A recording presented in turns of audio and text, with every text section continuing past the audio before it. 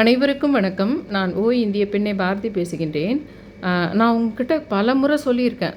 இந்த சுலு ஆத்மான்ற விஷயத்தை பற்றியும், அந்த நட்சத்திர கர்மாக்கள் ஒரு 4, 5 நட்சத்திரம் தான் போட்டிருக்கேன். இன்னொரு 4, 5 நட்சத்திரம் இருக்குது. அதாவது நான் செவ்வாய் கர்மா, சூரிய கர்மா, குரு கர்மாலாம் போட்டேன். நீங்கள் எந்த நட்சத்திரக்காரங்கள்லாம் இந்த கர்மா, அந்த கர்மாவுக்கு யாராலெல்லாம் நல்லது நடக்கும், யாராலெல்லாம் கெட்டது நடக்கும்.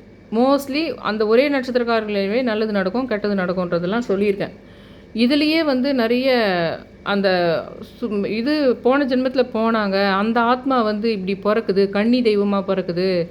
அந்த குடும்பத்திலேயே அந்த தந்தை வழி இதுலேயே ஒரு ஏஜ் அட்டன் பண்ணாத ஒரு பொண்ணு போயிருக்கும். அது அந்த வீட்டில் 2வது குலதெய்வமாக இருக்க பார்க்குது. ஆனால் அது ஆத்மாவே இருந்து ஹெல்ப் பண்ணுது. அவங்க கும்பிட்றாங்க அதனால் பண்ணுது, இல்லை அவங்க கும்பிடல ஆனாலும் பண்ணுது, இல்லைன்னா அந்த வீட்லேயே அந்த 3 நட்சத்திரத்தில் பிறக்குது.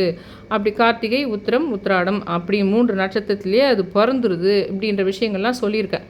இதுலேயே கொஞ்சம் அமானுஷ்யமான, கொஞ்சம் டெவில் மாதிரியான ஒரு விஷயங்கள் இருக்குது. இதில் உண்மையிலேயே நடந்த கதையை தான் சொல்ல போகிறேன். ஆனால் அந்த பெயர்களை மட்டும் மாற்றிடுறேன். இப்போது ரீசெண்ட் டேஸில் என்ன பண்ணால், உங்களுக்கு இது சொல்லணும், நான் ஒரு உண்மை கதை சொல்லுவேன், நான் கதை வடிவில் சொல்வேன்னு சொல்லிகிட்டு இருக்கணும் தவிர நான் சொல்ல மாட்டேன்றேன். ஏன்னா எப்படி நீங்கள் அதை நான் கதை சொல்கிறேன்னே நினைக்கக்கூடாது. நான் எப்படி அந்த விஷயத்த சொல்கிறேனோ அதே மாதிரி உங்கள் வீட்டு விஷயத்த நீங்கள் அதை நான் எப்படி ஒரு ரிசர்ச் மாதிரி பண்ணுறனோ அந்த மாதிரி உங்கள் வீட்டு விஷயத்துக்கு உங்களுக்கு அப்ளை பண்ண தெரியணும். அது தெரிஞ்சுதானா உங்களுக்கு நிறைய விஷயங்கள் புரிய வரும். அதாவது உங்களை சுற்றி நடக்கிற விஷயங்கள் நீங்கள் நல்ல யோகா பண்ணிட்டீங்க, உங்கள் நிறைய மனதை ஒருநிலைப்படுத்திட்டீங்க, அதனால் உங்களுக்கு ஒரு சக்திகள் கிடைக்கும்னு சொல்கிறேன் பார்த்தீங்களா. அந்த விஷயம் நான் சொல்கிற இந்த விஷயங்களை நீ புரிஞ்சுக்கிட்டாலே உங்களுக்கே கிடைக்கும். அது சரிங்களா. உங்களுக்கு இந்த சுற்றி பிரபஞ்சத்தை பார்க்குற மெத்தட் அது, அவ்வளோதான். பிரபஞ்சத்தை புரிந்து கொள்கின்ற மெத்தட் அது, அவ்வளோதான். ஆனால் அது ஏற்கனவே ஏன் மகாபாரதம் உண்மையிலே நடந்திருக்கணும், அது புராண கதை கிடையாது, அது உண்மையிலே நடந்ததுன்றதுக்கு என்ன சாட்சின்னா, ஒரு புராண கதையாக இருந்தால் அத்தனை கேரக்டர்ஸ் இருக்காது உங்களுக்கு. அர்ஜுனனுக்கு இங்கேயும் எத்தனை மனைவிகள், அர்ஜுனனுக்கு இந்த இடத்துல ஒரு ஒய்ஃபு, அந்த இடத்துல ஒரு ஒய்ஃபு, நிறைய சொல்லணும்னு அவசியம் கிடையாது உங்களுக்கு. அந்த எல்லா எக்கச்சக்கமான எத்தனை மனைவிகள் இருந்தாலும் அத்தனை மனைவிகள், அதெல்லாம் கூட காரணம் என்னன்னா அது உண்மையிலே நடந்த கதை. அந்த சமயத்தில் அந்த காலத்துலலாம் ஒரு அரசர் போர் புரிஞ்சு போனாலும் அந்த நாட்டை ஜெயிச்சிட்டாங்கன்னா, ஒன்று அதை கல்யாணம் ஆகாத பொண்ணு அதுக்கு இதில் இளவரசியாக இருந்தால் அவங்களையும் கல்யாணம் பண்ணிட்டு வந்துடுவாங்க. அப்படி இல்லைன்னா அந்த கொன்னுட்ட அந்த அரசனுடைய மனைவியையே தன்னுடைய கண்ட்ரோலுக்கு கொண்டு வந்துடுவாங்க.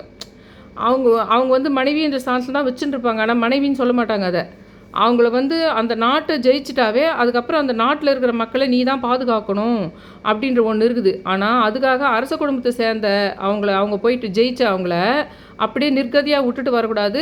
அவங்களும் உங்களுடைய கண்ட்ரோலுக்கு கீழே வரணும், அவங்களும் உங்களுடைய பாதுகாப்புக்கு கீழே வரணும் அப்படின்னு ஒன்று இருந்தது அந்த யுகத்தில். அதனால தான் கிருஷ்ணர் என்ன பண்ணாங்க, வேறு பெரிய ஒரு போர் புரிஞ்சப்போ ஒரு 16,000 பெண்களை மனைவின்ற ஸ்தானத்தில் வச்சுக்கிட்டு, அவர் மகாபாரதம்லாம் முடிஞ்ச பின்னாடி கூட உங்களுக்கு அர்ஜுனன் கூட அவங்கள அனுப்புறது. உங்களுக்கு அந்த இடத்துலேருந்து நான் போயிடுவேன், காந்தாரி கொடுத்த சாபத்தினால என்னால் அது முறியெடுக்க முடியும், இருந்தாலும் அந்த சாபத்தை நான் ஏற்றுக்கிட்டால் தான் அதனுடைய ஆத்மா சாந்தி அடையுன்றதுனால நான் அந்த சாபத்தை ஏற்றுக்கிறேன்னு சொல்லிட்டு அந்த 16,000 மனைவிகள் என்ற அந்தஸ்து கொடுத்து இது பண்ணிக்குவாங்க. உங்களுக்கு எப்படி அந்த குந்தியை கல்யாணம் பண்ணிக்கிட்டு ஃபஸ்ட் நைட்டுக்கு முன்னாடியே பாண்டு போய் போருக்காக போயிட்டு அந்த இடத்துலேருந்து ஒரு பெண்ணை கல்யாணம், அந்த அரசை வென்றுனாங்கன்னா அவங்களுடைய பொண்ணாக இருக்கும் அது, அதை அவங்கள கல்யாணம் பண்ணின்னு ஆகணுன்ற மாதிரி ஒரு விதி வச்சுருந்தாங்க. அப்போது அவங்க தான் அவங்க கொண்டுட்டதுனால, அவங்க குடும்பத்தால் இது பண்ணிட்டதுனால அதனால் கல்யாணம் பண்ணிக்கணும்னு. நீங்கள் நிறைய அரச கதைகளில் பார்த்தீங்களான்னா தன்னுடைய கணவனே தன்னுடைய அப்பாவை கொன்றவராக இருப்பார்கள். தன்னுடைய கணவனே தன்னுடைய உறவினர்களில் ஒருத்தரை கொண்டுட்டு தான் தன்னை கல்யாணம் பண்ணிக்கின்னு போனவங்களாக இருப்பாங்க. அவங்க கூட சேர்ந்து குழந்தை பிறந்து அப்புறம் அந்த இவங்களுக்கு எதிர்க்காக கூட மாறத்துக்கு இருக்கும். அப்போ இவங்களும் அவங்களும் பகையாக மாறுவாங்க இல்லைங்களா. அப்போது தன்னுடைய தந்தை தாய் வீட்டவர்களே தன்னுடைய பிள்ளைகளை கொண்டு ஜெயிக்கிற மாதிரியோ அல்லது தன் பக்கம் தான் நான் ஜெயிக்கணுன்ற மாதிரி அந்த பெண்ணினுடைய மனநிலை அது தன்னுடைய தாய் வீடு என்பதையும் மறந்து போகிற அளவுக்கு அந்த பகை உருவாகும். சரிங்களா. அதெல்லாம் அப்போ இருந்தது. இப்போ நான் இன்னொன்று போட்டிருக்கேன் பாருங்கள் தம்ப்நெயிலில், திருமணம் குழந்தை பாக்கியம் முன்பே எழுதப்பட்ட விதின்னு. ஒருத்தர் இருக்கிறான்னா, ஒருத்தர் குமரன் ஒருத்தர் இருக்கிறான்னா, அவங்களுக்கு வள்ளின்னு ஒருத்தர் ஏதாவது ஒரு ஊரில், இங்கே டி நகரில் வள்ளின்னு ஒரு பொண்ணு இருக்குது, குமரன் சொல்லிட்டு ஒருத்தர் டெல்லியில் இருக்கிறாருன்னா அவங்க 2 பேரும் சேரணுன்றது பிரபஞ்ச விதியாக இருக்குது அப்படின்னா, அது நீங்கள் என்ன பண்ணாலும் மாற்றி இந்த பொண்ணு வேறு ஒருத்தரை லவ் பண்ணியிருந்தாலும் அந்த குடும்பத்தில் இருக்கிறவங்களே கூட அந்த அந்த கல்யாணத்துக்கு எடுத்துகிட்ட மாதிரி நடந்து அவங்க வந்து டெல்லியிலேருந்து அப்போ தான் வேலைக்கு வந்து இங்கே டி நகருக்கு வந்து அந்த வள்ளின்ற பொண்ணை சந்தித்து பேசுகிற மாதிரி ஆகிட்டு அந்த கல்யாணம் நடக்கிற மாதிரி ஆகிடும். ஆனால் அந்த கல்யாணம் நடந்துட்டு பின்னாடி அந்த ஒரு குமரன்ன்றவன் நல்லா இல்லாமல் போயிட்டான்னு வச்சுக்கோங்க. இந்த பொண்ணு அந்த வள்ளின்ற பொண்ணு ஏற்கனவே ஒருத்தரை விரும்பி இருக்குதுன்னு வச்சுக்கோங்க. அந்த விருப்பத்தை வேணுன்ட்டே கெடுத்தவங்க யாராவது உறவினர்களையோ இல்லை நண்பர்களையோ இருந்தாங்கன்னு வச்சுக்கோங்க. அந்த பொண்ணு என்ன நினைக்கும்னா, அவங்க வந்து கெடுத்துட்டதுனால்தான் நம்ம அவனை பண்ணியிருந்தா போச்சு, இல்லைன்னா நம்மளுக்கு இது நடந்திருக்காது இந்த அநியாயம்னு அந்த பொண்ணு நினைக்கும். ஆனால் உண்மையிலேயே அந்த அந்த கெடுக்கக்கூடிய ஒருத்தர் வரலன்னா கூட அந்த வள்ளின்றவங்களுக்கு அந்த டெல்லியிலேருந்து வந்த குமரனுக்கு தான் கல்யாணம் நடக்கும். எல்லா விஷயமும் அந்த மாதிரி ப்ரீ பிளான்டு கிடையாது. இந்த கல்யாணம், குழந்தை, சில விஷயங்கள் மட்டும் இப்போதைக்கு நான் 2 போட்டிருக்கேன். இந்த கல்யாணம் ஆகிற விஷயம், குழந்தை, இந்த 2 விஷயங்களும் ஏற்கனவே உங்களுக்கு குழந்தை வாழ்க்கையில் பிறக்குமா, 2 குழந்தை இருக்குமா, 3 குழந்தை இருக்குமா, 1 குழந்தை இருக்குமான்றதெல்லாம் உங்களுக்கு ஜோதிடத்து விதிப்படி ஏற்கனவே இருக்கிற விஷயம். அதன்படி எப்படி நடக்கும் நடக்காதுன்றதெல்லாம் வந்து அப்புறமா பிரபஞ்சம் நடத்திக்கிட்டு போகும். அதுக்கேற்ற மாதிரி உங்களுக்கு நீங்கள் ஒன்று பிளான் பண்ணியிருப்பீங்க. ஆனாலும் பிரபஞ்சத்தை பொறுத்த வரைக்கும் குழந்தை இருக்குதா இல்லையான்றதை பொறுத்து தான் அது நகரும். ஆனால் உங்களுக்கு யாராவது வந்து ஒரு ப்ரெக்னெண்ட்டாக இருக்கிறாங்கன்னா அவங்களுக்கு குழந்தை பிறக்கக்கூடாதுன்றதுக்காக அந்த ஜூஸில் வந்து உங்களுக்கு டெய்லி அந்த கருத்தரிக்காத மாதிரி ஒருத்தர் கலந்து ஒருத்தர் கொடுத்துட்ருக்குறாங்க அப்படின்னா கூட குழந்தை பிறக்குதுன்ற மாதிரி ஒரு குழந்தை அவங்களுக்கு இருக்குது அப்படின்ற விதி இருந்துதானா, அதனால தான் எது நடக்குமோ அதுதான் நடக்கும், எது நடக்கணும்னு இருக்குதோ அதான் நடக்கும்ன்றதுனுடைய மெயின் அர்த்தம் அதுதான். 1000 பேர் கெடுத்தாலும் நீங்களுக்கு அந்த மாதிரி வந்து அந்த குழந்தை பிறக்கக்கூடாதுன்னு இன்னாதான் நீ இது பண்ணாலும் அந்த இப்போ அந்த மாதிரி ஏதாவது ஒரு மிக்ஸ் பண்ணி கொடுக்குறாங்க பாலில், இந்த மாதிரி குடிச்சிட்டே வந்தால் கூட ஏதோ ஒரு கட்டத்தில் அது குடிக்காமல் போகிற மாதிரியோ இல்லை வேறு ஒரு ட்ரீட்மெண்ட் யாரோ ரகசியமாக ஒன்று கொடுத்துட்டு போகிற மாதிரியும் ஆனால் அது கருத்தரிக்கிற மாதிரியும் ஒன்று நடந்துடும். அந்த மாதிரி தான் அந்த கல்யாண விஷயத்தில் கூட வரும். ஆனால் எல்லாருக்கும் என்ன இருக்கும்னா, நீங்கள் தான் யாரோ ஒருத்தர் போய் ஒரு கல்யாணத்தை ஒரு நடக்க வேண்டிய ஒரு கல்யாணத்தை வந்து நீங்கள் மாற்றிய வேணாம், இப்படி பண்ணிங்கன்னா நல்லா இருக்கும்னு ஒரு சஜஷன் சொல்லிடுறீங்க. ஆனால் வேறு ஒருத்தருக்கு கல்யாணம் ஆயிடுது, அவங்க ஒரு ஆணோ பெண்ணோ ஆயிட்டு பின்னாடி கடைசியில் பார்த்தா அவங்க நல்லவங்க இல்லை, ஏதோ ஒரு பயங்கரமான கெட்டவங்களை கல்யாணம் பண்ணிக்கிற பின்னாடி தான் தெரிய வருது. அப்போது அவங்க உங்களை ரொம்ப சண்டை போடுறாங்க வாழ்க்கை ஃபுல்லாக. ஆனால் இப்போ நான் சொல்கிற மாதிரி கான்செப்ட் நிறைய பேருக்கு தெரியும்ல. அது விதிப்படி நீங்கள் 2 பேர் தான் சேர்ந்துருக்கணும், அது விதிப்படி நீங்கள் 2 பேர் தான் சேர்ற மாதிரி இருந்தது உலகத்தில், அப்படி தான் விதி எழுதியிருக்கோம், நீங்கள் 2 பேர் சேரணும் தான், அதனால் சேர்ந்ததோ தவிர நான் வந்து கெடுத்ததுனால அது நடக்கலை அப்படின்னு நீங்கள் சொன்னாலும் அந்த கர்மவினை பயனை நீங்கள் அனுபவிச்சு தான் ஆகணும். அது அவங்க 2 பேர் சேர்ந்து தான் இருக்கணும்.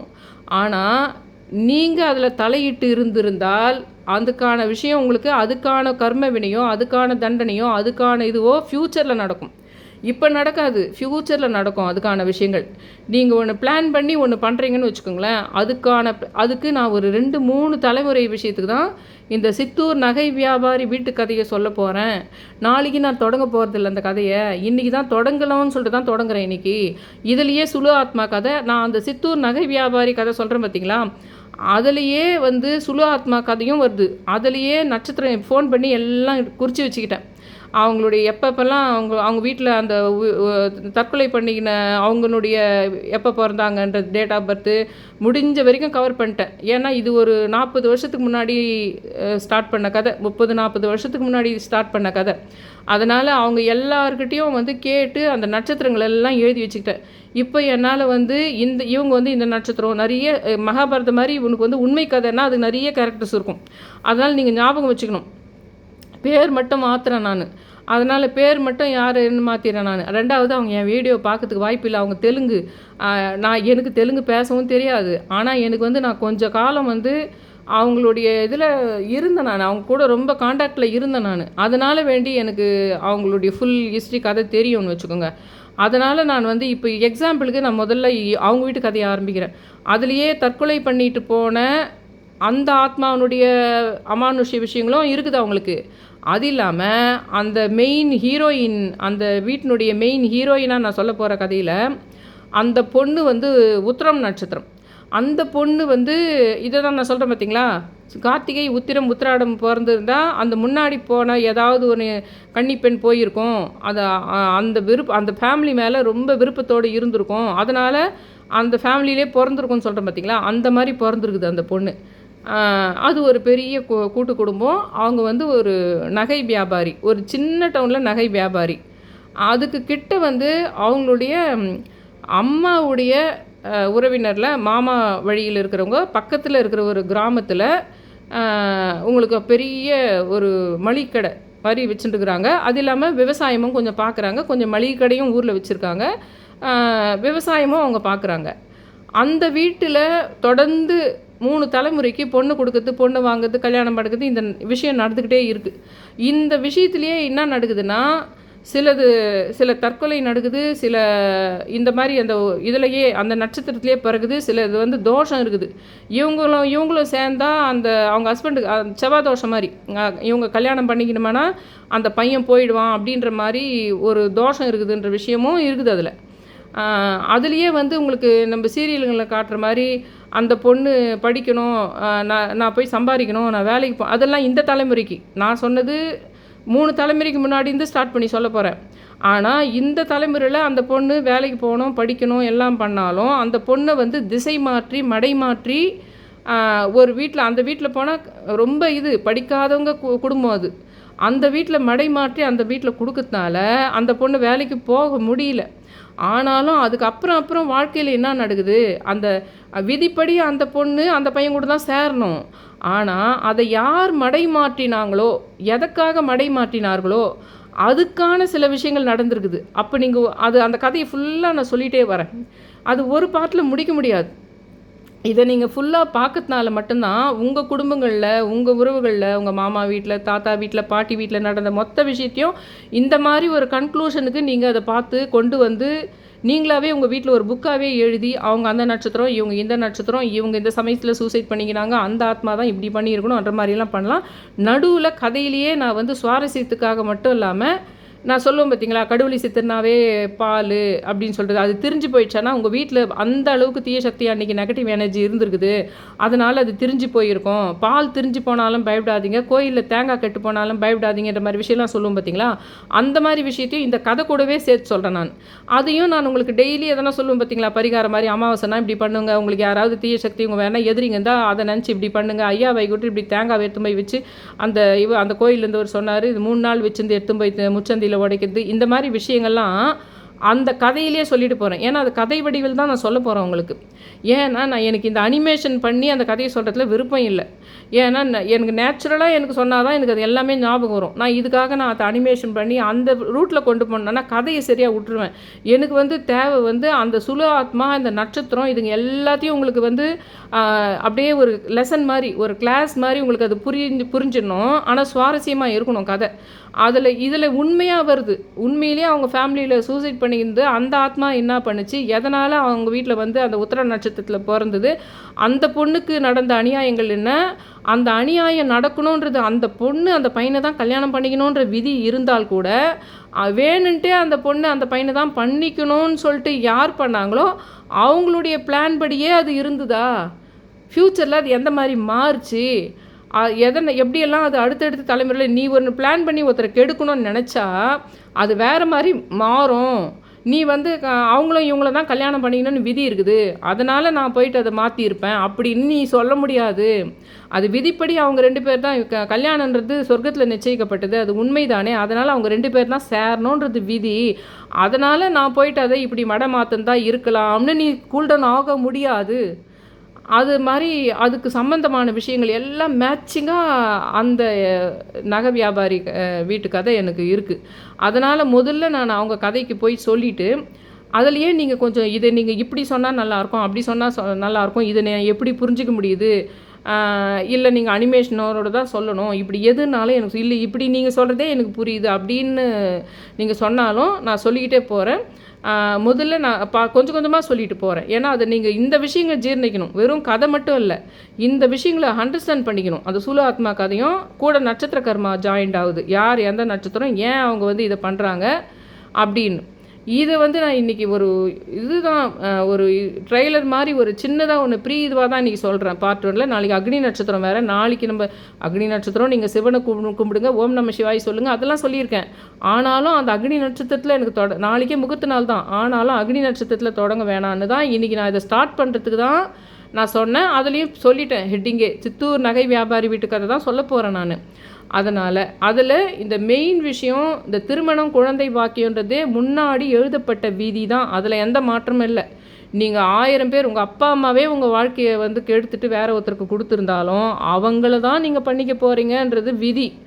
ஆனால் அதுக்காக அவங்க அப்பா அம்மா வந்து அது விதிப்படி இருக்கிறதுனால அவங்க அப்பா அம்மா அந்த தப்பை செஞ்சுருக்கலான்னு சொல்ல முடியாது. அதுக்கு சம்பந்தமான ஒரு விஷயம், அவங்களுக்கு அந்த விஷயத்தில் இன்வால்வ் ஆனதுக்கான ஒரு பெரிய தண்டனையோ அல்லது ஒரு கர்மவினியோ அல்லது ஒரு பெரிய பிரச்சனையோ அவங்க வாழ்க்கையில் அந்த க்ஷணம் நடக்காது. வேறு ஒரு சமயத்தில் அது நடக்கும். அந்த நடக்கிற அது அப்பா அம்மா இல்லாத வேறு யாராவது பண்ணியிருந்தால் என்ன ஆகும்னா, அவங்க எதை எதிர்பார்த்து அந்த விஷயத்தை அந்த கெடுதலை செஞ்சாங்களோ அதுக்கு எதிர்ப்பதமாக ஒன்று நடக்கும். அடுத்த தலைமுறையிலையோ அல்லது அவங்க வீட்டு நிகழ்ச்சிகள்லையோ வந்து என்ன நடக்கும்னா, அவங்க எதுக்காக அந்த விஷயத்தை செய்தாங்களோ அதுக்கு எதிர்மாறியான ஒரு விஷயம் நடக்கும். ஆனாலும் அவங்க தலையிடலைன்னாலும் அவங்க 2 பேரும் தான் இணைஞ்சிருப்பாங்க. அவங்க தலையிடலைன்னாலும் அவங்க 2 பேர் தான் கல்யாணன்றது ஒன்று சேரணுன்ற விதிப்படி இணைஞ்சிருப்பாங்க. ஆனால் அதில் அவங்க இணைஞ்சிருப்பாங்கன்னு விதி தானே, அதனால் கடவுள் என்ன காரண காரியமாக யூஸ் பண்ணியிருப்பாருன்னு சொல்ல முடியாது. அந்த விஷயந்தான் மெயின் பாயிண்ட்டாக இருக்க போகுது. அந்த ஹீரோயினுக்கு இப்போதைக்கு அவங்க ஹீரோயின் பேர் கூட நான் இன்றைக்கி சொல்லலை. அவங்க உத்திரம் நட்சத்திரன்றது வரைக்கும் நான் இன்றைக்கி சொல்கிறேன். என்னோடய வீடியோவை அவங்க பார்க்கறதுக்கு வாய்ப்பு இல்லை. 2வது அப்படிலாம் இருந்தால் கூட இது நம்ம வீட்டு கதையை தான் நான் சொல்கிறேன்னு அவங்க புரிஞ்சிக்கிறதுக்கு வாய்ப்பு இல்லைன்ற தைரியத்தில் சொல்ல போகிறேன். இல்லைனாலும் நான் பேர் மாற்றி சொல்கிறதுனால அப்படி அவங்க என்கிட்ட பிரச்சனை பண்ணாலும் நான் உங்கள் வீட்டு கதையை சொல்லலை, என் கற்பனை கதை தான் சொல்லிக்குவேன் நான். ஆனால் அது ஒரு உண்மை கதைன்றதை உங்கள்கிட்ட இன்றைக்கி பார்ட் 1ல் இதை நான் சொல்கிறேன். அப்படி இதை கொஞ்சம் பார்த்துட்டே வாங்க. இது கூடவே நடுவில் அப்கமிங்கில் கிருத்திகை வந்தால், அமாவாசை வந்தால் இன்றைக்கி இந்த பண்ணணும், அந்த மாதிரி விஷயங்களும் அது தனி வீடியோவாக நான் போடுறேன். இதை மட்டும் தொடர்ந்து பார்க்கணுன்னு என்னுடைய சேனலை தொடர்ந்து பார்த்துங்கிறவங்கள நான் சொல்ல போகிற இந்த சுலு ஆத்மா நட்சத்திர கர்மா சம்மந்தப்பட்ட உண்மை கதைகள் நான் போகிற விஷயத்த என் கூட பார்த்துக்கிட்டே வரதோட நான் சொல்கிற விஷயங்களை உங்கள் வீட்டு நிகழ்ச்சிகளில் ஒப்பிட்டு பார்க்குறது, நட்சத்திரங்களை எழுதி வச்சுக்கிறது, அதுங்களெல்லாம் எனக்கும் கொஞ்சம் கமெண்ட் செக்ஷனில் அது போட்டிருக்காங்க. ஏற்கனவே 2-3 பேர் வந்து இதில் கமெண்ட் செக்ஷனில் வந்து சில விஷயங்களை போட்டிருந்தாங்க. நான் இந்த மாதிரிலாம் சொல்லும்போது RMG குமார்ன்றவர் என்ன சொல்லியிருந்தாங்கன்னா, அக்கா நான் கடவுளி சித்தர் நாமம் சொன்ன நெக்ஸ்ட் டே மாலை மழை வருது, அதே மாதிரி நீம் கரோலி பாபா நான் வந்து சண்ட் பண்ணிகிட்டு இருந்தேன் கண்டினியூஸாக. அப்போ வந்து 100 கம்பளி பூச்சி எங்கேருந்து வந்ததுன்னே தெரில, அப்படி வந்தது அப்படின்னு அவங்க ஒன்று போட்டிருந்தாங்க. இன்னொருத்தர் ராணின்றவங்க என்ன போட்டிருந்தாங்கன்னா, அம்மா வணக்கம், நீங்கள் சொன்ன மாதிரி எனக்கும் வலி இருக்குது. நான் சொன்னேன்ல, மனவலி ரொம்ப இருக்கிறவங்களுக்கு கனகம்பட்டி ஐயாவை கும்புற மாதிரி வாய்ப்பு வந்துடும், இல்லை அவரே வந்துடுவார் அப்படின்னு சொன்னேன் பார்த்தீங்களா. அவங்க சொல்லியிருக்காங்க எனக்கும் அந்த மனவலி இருக்குமா, அதாவது எல்லாமா இருந்தும் என்னால் ஒன்றுமே பண்ண முடியல, எல்லாமே இருந்தும் என்னால் ஒன்றுமே பண்ண முடியல. கனகம்பட்டி ஐயாவை தான் நான் கும்பிட்றேன், அவர் தான் உங்களை பார்க்க வச்சாரு. 2022 இருந்து நான் பார்க்குறேன், அவரை 2010 நான் கும்பிட்றேன், உங்ககிட்ட பேசணும் அப்படின்னு அவங்க கேட்டிருக்காங்க. ராணி வின்றவங்க. இன்னொருத்தர் வந்து சீதாலக்ஷ்மின்றவங்க என்ன சொல்லியிருக்காங்கன்னா, அம்மா நானும் வந்து மிருகசீரிஷம்னா நான் சொன்னேன் இல்லைங்களா குருகர்மான்னு, நானும் மிருகசீரிஷம் 5 மந்த் உங்களுடைய வீடியோ பார்த்துட்டு இருக்கேன். புனர்பூசத்துக்கு கனகம்பட்டி ஐயாவை கும்பிடுறேன். புனர்பூசம் அவங்களுடைய அக்கா அண்ணன் அவர்களிடம் இருந்து நிறைய பிரச்சனை வந்து, நான் சொன்னல மனவலிங்க ரொம்ப இருக்குதுன்னு, அவங்க அக்கா அண்ணன் சம்மந்தமாக நிறைய பிரச்சனை இருக்குது அவங்களுக்குன்னு சொல்லியிருக்காங்க. அப்புறம் வந்து உங்கள் சேனல் பார்த்த பிறகு தான் சித்தர் வழிபாடு பண்ணுறேன், சும்மா சாமி கும்பிட்டுட்டு போயிடுவேன். இப்போ வந்து அவங்க பொண்ணு வந்து உத்திராட நட்சத்திரம் அதான். உத்திராட நட்சத்திரம்னா குரு கர்மா ஒரு பக்கம், அந்த கன்னி விஷயம் ஒன்று இருக்குது. அதாவது உத்திரம் கார்த்திகை உத்திராடம் 3 வந்து அந்த கன்னின்னு சொன்ன பாருங்கள், அந்த மேட்ரும் அதில் இருக்குது, குருகர்மாவுங்குது உத்திராடம் விஷயம். அவங்க பொண்ணு உத்திராடம்னு சொல்லிட்டு அவங்க சொல்லியிருக்காங்க. இப்போ நான் சொன்னதை வச்சு தானே அவங்க இதெல்லாம் சொல்கிறாங்க. அந்த மாதிரி டெய்லி நான் சொல்கிறேன். சித்தூர் நகை வியாபாரி வீட்டு கதையை சொல்லும்போது நீங்கள் உங்கள் வீட்டு விஷயங்களை ஆராயத்தோடு இல்லாமல் எனக்கு கமெண்ட் செக்ஷனில் இந்த மாதிரி சில விஷயங்களை போட்டுனே இருந்தால் தான் எனக்கு பூஸ்டப்பாக இருக்கும். நீங்கள் இன்ட்ரெஸ்ட் இல்லாமல் அதை விட்டுட்டிங்களா மறுபடியும் நான் டெய்லி பண்ணுற சும்மா கிருத்திக்கு இப்படி பண்ணுங்க அப்படி பண்ணுங்கன்னு சொல்லிட்டு விட்டுருவேன். இது ஆராய்ச்சி மாதிரி அந்த சுழு ஆத்மா, நட்சத்திரகர்மா இதெல்லாம் சேர்த்து தான் பலதரப்பட்ட வாழ்க்கை முறை இருந்தது என்னோடய இதில். அதாவது பழி வாங்குற மாதிரி விஷயங்கள், நீ இதை பண்ணிடக்கூடாதுன்னு சொல்லிட்டு தடுக்கிற விஷயங்கள், கல்விக்கு தடை பண்ணுற விஷயங்கள், வேலைக்கு போகக்கூடாதுன்னு தடை பண்ணுற விஷயங்கள், கணவன் மூலமாக வருகின்ற பிரச்சனைகள், மாமியார் மூலமாக வருகின்ற பிரச்சனைகள், பங்குதாரர்கள் கூட வருகின்ற பிரச்சனைகள், உனக்கு சிறு வயதிலிருந்தே வேறு இடத்தில் இது பண்ணி ஒரு பணம் சம்மந்தமான ஒரு ப்ராப்பர்ட்டி சம்மந்தமான ஒரு ப்ராப்பர்ட்டியை எழுதி வச்சா அதனால் என்ன நடக்கும். எத்தனை சினிமா பார்த்துருப்போம் நம்ம. அந்த மாதிரி ஒருத்தர் வளர்த்தோ ஒரு ப்ராப்பர்ட்டியோ இருந்து அவங்க இல்லாத போயிட்டா என்ன நடக்கும் அப்படின்றதெல்லாம் உங்களுக்கு எல்லா சினிமாவில் எல்லா சீரியலும் இருக்கிற கதை. அது மாமியார் கொடுமையிலிருந்து என்னன்னா வகையாக கலர்களா நான் என்னுடைய இதிலிருந்து என்னுடைய 3 வயசுலேருந்து நான் பார்க்குறேன். நான் ஒரு 7th படிக்கிறதுலேருந்தே கதை புக்குங்க ஸ்டோரிங்க படிக்க ஆரம்பிச்சிட்டதுனால அதனுடைய இது வேறு. முக்கியமாக எல்லாத்தையும் அதை வகை புரித்து மன ரீதியாக புரிஞ்சுக்கிறதுக்கு ஒரே காரணம் பாலகுமாரன் அவர்கள் கதைகளை படித்தது தான் மெயின் காரணம் சொல்லலாம். அந்த பாலகுமாரன் அவர்களால் தான் என்னால் யோகிராம் சுரத்குமார் எனக்கு தெரிஞ்சது. யோகிராம் சுரத்குமார்கள் தான் கனகம்பட்டி ஐயா தெரிஞ்சது. கனகம்பட்டி ஐயா வந்த பின்னாடி எக்கச்சக்கமான சித்தர்கள் வாழ்க்கையில் வந்தாங்கன்னு சொல்லலாம். தயவு செஞ்சு நடுவில் இதுலேயே நான் சொல்கிறேனே, இந்த நட்சத்திர கர்மாவிலேயே நான் சொல்கிறேனே, நீங்கள்லாம் குரு கர்மாவை கொண்டவர்களெல்லாம் இந்த சாமிங்களை கும்பிடணும், செவ்வாய் கர்மா இருக்கிறவங்களெல்லாம் இந்த சித்தர்களை கும்பிடணும், அதையும் வேறு பக்கம் நடுவில் போட்டுட்டு வந்துட்டுருக்கேன் நான். இந்த கதையிலையும் சேர்த்து சொல்லுவேன் அதை நான் நடுவில். இவங்க போயிட்டு இந்த பூஜையை அன்றைக்கி அப்படி பண்ணாங்க, அதனால் இந்த இடத்துல இது நடக்கும் போது இது தவிர்த்து வேறு ஒன்று நடந்தது, அந்த மாதிரி விஷயத்தையும் சொல்லுவேன். அவங்க குலதெய்வத்துக்கு போனாங்க ஊருக்கு, அந்த இடத்துல ஒரு பெரிய தப்பு நடந்து போச்சு, அதனால் திரும்ப வரும்போது இப்படி நடந்தது, அந்த மாதிரி விஷயங்களும் இந்த கதைக்குள்ளே இருக்கும் அப்படின்றத நான் ஒரு இதுவாக இதை சொல்லி நாளையிலேருந்து அந்த கதையினுடைய உள்ளே போகிறேன் அப்படின்னு சொல்லி முடிச்சுக்கிறேன். என்னோடய சேனலை சப்ஸ்கிரைப் பண்ணுங்கள், ஷேர் பண்ணுங்கள், லைக் பண்ணுங்கள். ரொம்ப ரிக்வெஸ்ட் பண்ணி கேட்டுக்கிறேன். Thank you all.